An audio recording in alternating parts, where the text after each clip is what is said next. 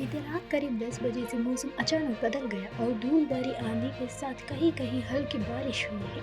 मौसम विभाग से मिली सूचना के अनुसार इस दौरान 40 से 60 किमी प्रति घंटे की रफ्तार से हवा चली, जिससे तापमान में कुछ कमी आई है। पहाड़ से लेकर मैदान तक मौसम का मिजाज बदला है। लगातार एक महीने से अधिक समय से प्रचंड गर्मी लू से जूझ रहे दिल्ली एनसीआर को बुधवार की रात थोड़ी राहत मिली। रात करीब 10 बजे से मौसम अचानक बदल गया और धूल भरी आंधी के साथ कहीं कहीं हल्की बारिश हुई है। मौसम विभाग से मिली सूचना के अनुसार इस दौरान 40 से 60 किमी प्रति घंटे की रफ्तार से हवा चली, जिससे तापमान में कुछ कमी आई है। वैसे पहाड़ से लेकर मैदान तक मौसम का मिजाज बदला है।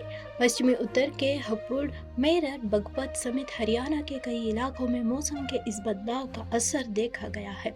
मौसम विभाग ने बृहस्पतिवार को भी दिल्ली एनसीआर में हालात में हल्के सुधार की बात कही है। विभाग ने बताया कि उत्तर पश्चिम भारत में पश्चिमी विक्षोभ की स्थिति बन रही है, जिससे 2 दिनों तक राहत मिल सकती है। हालांकि इससे पहले पूरे उत्तर भारत में बारिश न होने से गर्मी की स्थिति जानलेवा बनी रही है। यूपी के विभिन्न जिलों में बुधवार को भीषण गर्मी से 91 मौतों की खबर है, जबकि दिल्ली में लू व तेज गर्मी से 24 घंटे में 14 लोगों की मौत हो गई। इनमें आरएमएल अस्पताल में 5, सफदरजंग अस्पताल में 2 व एलएनजेपी अस्पताल में 6 लोगों की मौत शामिल है। दिल्ली से सटे गाजियाबाद में 22 व नोएडा में 14 लोगों की मौत की सूचना है। प्रधानमंत्री मोदी आज शाम कश्मीर पहुंच रहे हैं। शुक्रवार को अंतर्राष्ट्रीय योग दिवस पर प्रधानमंत्री श्रीनगर के शेर-ए कश्मीर इंटरनेशनल कन्वेंशन सेंटर में आयोजित कार्यक्रम में शामिल होंगे। यहां से योग दिवस पर पीएम देश और दुनिया को अपना संदेश देंगे। जम्मू कश्मीर प्रशासन की तरफ से उनके स्वागत के लिए सभी तैयारियां पूरी कर ली गई है।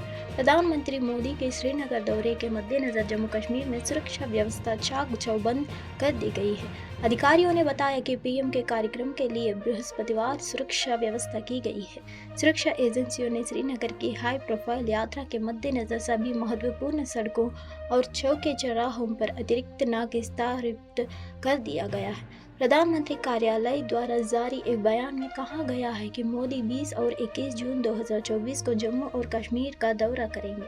प्रधानमंत्री मोदी 20 जून को शाम करीब 6 बजे श्रीनगर के शेर-ए कश्मीर इंटरनेशनल कॉन्फ्रेंस सेंटर में युवाओं को सशक्त बनाना जम्मू कश्मीर में बदलाव कार्यक्रम में भाग लेंगे।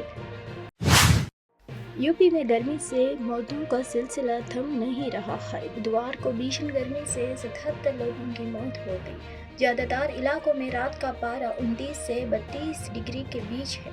प्रचंड गर्मी से प्रदेश को बुधवार को भी राहत नहीं मिली। हालांकि इस दौरान पारे में कुछ गिरावट दर्ज की गई। कहीं कहीं छिटपुट बारिश भी हुई है। इसके बावजूद यूपी में गर्मी के चलते 77 लोगों की जान चली गई है। कानपुर 45.1 डिग्री के साथ सर्वाधिक गर्मी रहा है। दूसरी तरफ बेहाल करती इस भीषण गर्मी के बीच 23 से लेकर 25 जून के बीच प्रदेश में तीव्र बरसात के असर है, जो मानसून के आने के भी संकेत दे रहे हैं। मौसम वैज्ञानिक के अनुसार अगले 48 घंटों के दौरान बिहार एवं झारखंड में आगे बढ़ने के बाद ही मानसून के उत्तर प्रदेश में आने के संबंध में स्थिति स्पष्ट होगी। मौसम विभाग के मुताबिक अरब सागर से आ रही नमी के प्रभाव से प्रदेश के दक्षिणी हिस्सों में बादलों की आवाजाही एवं आंधी के साथ छिटपुट बारिश हुई है। पश्चिमी विक्षोभ के प्रभाव से प्रदेश में आ रही उत्तर पश्चिमी हवाओं के कारण बुधवार को दिन के तापमान में गिरावट दर्ज की गई है। कानपुर और आगरा को छोड़कर ज्यादातर हिस्सों में तापमान 42 डिग्री से 44.6 डिग्री के बीच रही है। हालांकि यह सामान्य से भी अभी 6.5 डिग्री सेल्सियस अधिक बना हुआ है। तमिलनाडु के कल्लाकुरिची के अवैध शराब पीने से मरने वालों की संख्या बढ़कर 29 हो गई है और 60 लोगों को अस्पताल में भर्ती कराया गया है। जिला कलेक्टर एमएस प्रशांत ने यह जानकारी दी। उन्होंने कहा कि मरने वालों की संख्या और भी बढ़ सकती है। मुख्यमंत्री एमके स्टालिन ने इस मामले में सीबीसीआईडी जांच के आदेश दिए हैं। जिला कलेक्टर श्रवण कुमार जटवत का तबादला कर दिया गया है। एमएस प्रशांत को कल्लाकुरिची जिले के नया कलेक्टर नियुक्त किया है। कल्लाकुरिची के एसपी समय सिंह मीना को निलंबित कर दिया गया है।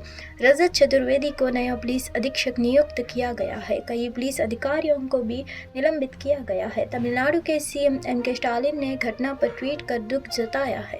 उन्होंने अपनी पोस्ट में लिखा कि कल्लाकुरिची में मिलावट शराब पीने से लोगों की मौत की खबर सुनकर मैं स्तंभ और दुखी हूँ। इस मामले में अपराध में शामिल लोगों को गिरफ्तार कर लिया गया है। विफल रहने वाले अधिकारियों के खिलाफ भी कार्रवाई की गई है।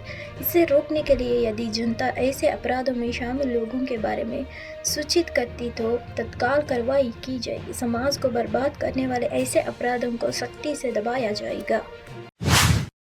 राजधानी में भीषण गर्मी कहर बरपा रही है। इससे अस्पतालों में लू के मरीजों की संख्या में वृद्धि हुई है। केंद्र सरकार के राम मनोहर लोहिया अस्पताल में बीते 2 दिनों में लू के 22 मरीज भर्ती हुए हैं। इनमें से 5 की मौत हो गई, जबकि 13 मरीज वेंटिलेटर पर है। सफदरजंग अस्पताल में इस महीने में लू से परेशान 60 मरीज आए हैं। इनमें से 2 की मौत हो गई, जबकि 42 को भर्ती कराया गया है। दिल्ली सरकार के MNJP अस्पताल में 2 दिन लू से 4 मरीजों की मौत हो गई, वहीं 16 मरीज अस्पताल में भर्ती है। एक निजी अस्पताल में गर्मी का प्रकोप बढ़ने के बाद से हर दिन लू के 30 से 35 मामले सामने आए हैं। चिकित्सकों का कहना है कि लू से पीड़ित ज़्यादातर मरीज मजदूर हैं। चिलचिलाती गर्मी में या ज़्यादा देर तक धूप में रहते हैं। इस दौरान उनको काम भी करना पड़ता है। बार बार पानी पीने की फुर्सत भी नहीं मिलती है। इससे वह कई बार निर्जलीकरण से गिर जाते हैं। इस दौरान उनको तेज़ बुखार भी हो जाता है। अमूमन इस तरह के मरीजों के शरीर का तापमान 106 से 107 डिग्री फ़ारेनहाइट तक पहुंच जाता है। तत्काल इलाज ना मिलने से इनकी मौत को हो सकता है। ऐसे में इनको विशेष ध्यान देने की ज़रूरत है। जम्मू कश्मीर में अनुच्छेद 370 हटने के बाद पहली बार विधानसभा चुनाव को लेकर प्रशासनिक तैयारियां तेज हो गई है।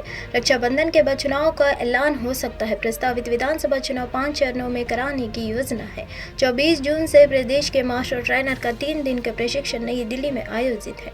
जम्मू कश्मीर में नवंबर-दिसंबर 2014 के विधानसभा चुनाव हुए थे।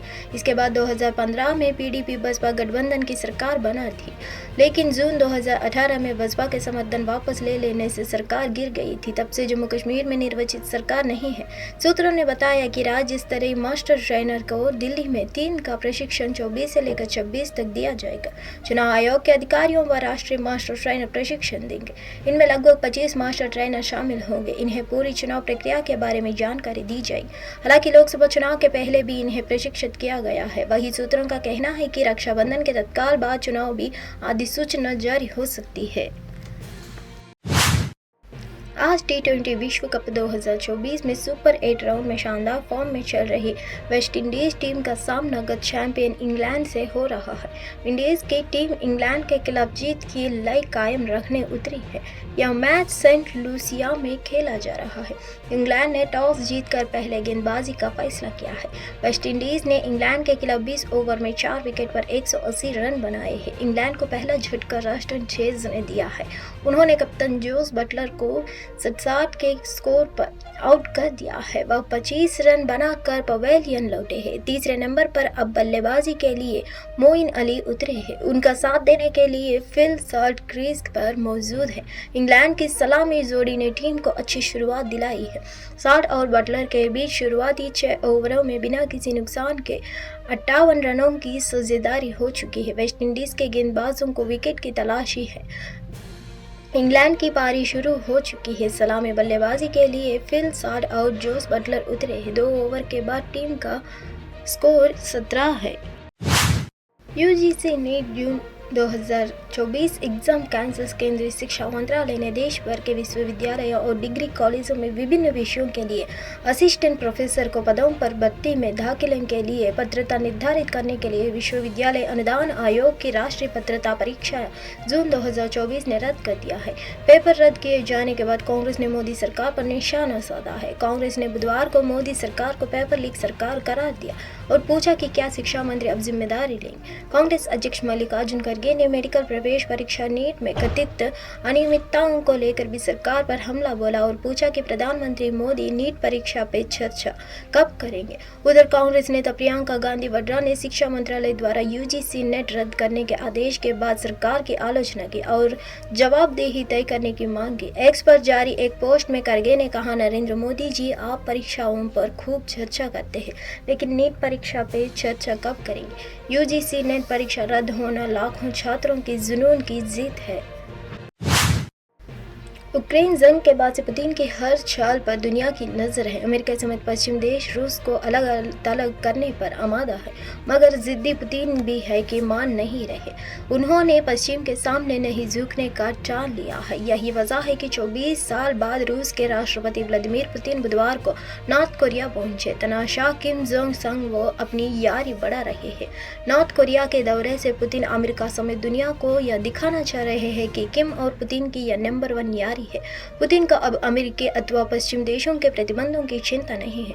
उन्होंने अमेरिका और संयुक्त राष्ट्र के सैंक्शंस को ताक पर रख किया है। यह वजह है कि रूसी राष्ट्रपति व्लादिमीर पुतिन जब बुधवार को उत्तर कोरिया पहुंचे तो वह अपने दोस्त किम जोंग उन के लिए एक खास तोहफा भी ले आए हैं।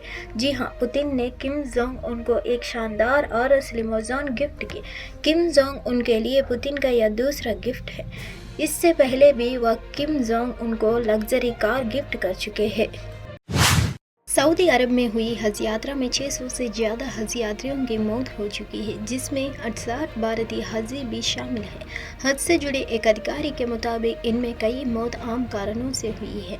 इस साल भारत से करीब 1,75,000 यात्री हज के लिए सऊदी अरब गए थे। सऊदी अरब में हज के दौरान 600 से ज़्यादा हज यात्रियों की मौत चौंकाने वाली है। इतनी बड़ी तादाद में हज यात्रियों की मौत की खबर के बाद भारत से हज के लिए गए तीर्थ यात्रियों के परिवारों की चिंता बढ़ गई है। भारत से इस साल 1,75,000 यात्री हज के लिए गए थे। बुधवार को यात्रा से जुड़े एक डिप्लोमेट ने बताया कि मरने वाले लोगों में 68 भारतीय भी शामिल है। ये मौत पिछले एक हफ्ते के दौरान हुई है और हज के आखिरी दिन 6 भारतीय की मौत हुई है। डिप्लोमेट के मुताबिक कई मौतें प्राकृतिक कारणों और बुजुर्ग की हुई है, जबकि कुछ मौतों की वजह भीषण गर्मी है। भारतीय नागरिकों की मौत पर अभी तक भारत सरकार की ओर से कोई आधिकारिक बयान जारी नहीं किया गया है। AFP न्यूज़ एजेंसी के मुताबिक 577 हज यात्रियों की मौत भीषण गर्मी से हुई है, लेकिन गुरुवार को AFP की नई रिपोर्ट के मुताबिक यह संख्या 645 हो गई है।